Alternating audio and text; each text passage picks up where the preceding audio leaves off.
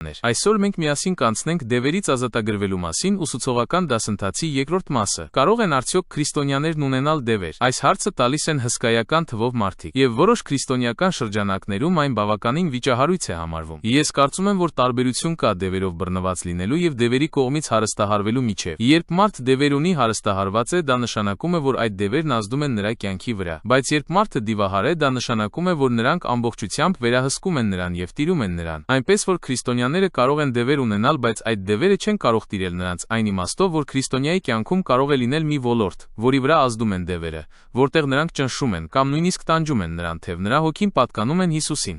Եվ այդ պատճառով նա չի կարող ամբողջությամբ դիվահար լինել։ Դերեկ Պրինսն իր «Նրանք դևեր կհանեն» գրքում այս կապակցությամբ ասում է հետևյալը.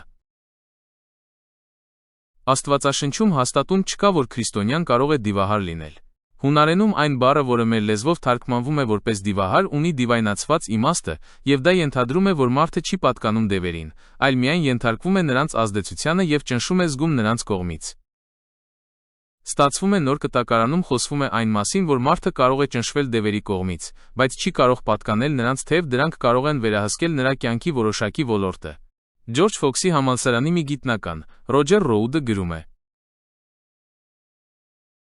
Հեսուի գլխավորությամբ ավետյաց երկրի նվաճումը հիանալի կերպով ցուցադրում է այս պահը։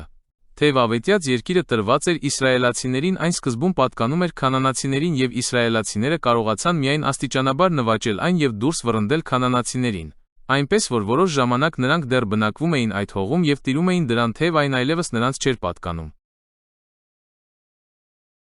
Ստացվում է նախկինում քանանացիներն ավետյաց երկրի օրինական տերերն էին, բայց հետո եկան իսրայելացիները եւ սկսեցին նրանց դուրս վռնդել, եւ քանանացիները որոշ ժամանակ դեռ բնակվում էին այնտեղ, թեև այն այլևս նրանց չէր պատկանում։ Մոտավորապես նույն բանն է տեղի ունենում, երբ քրիստոնյան դևեր ունի։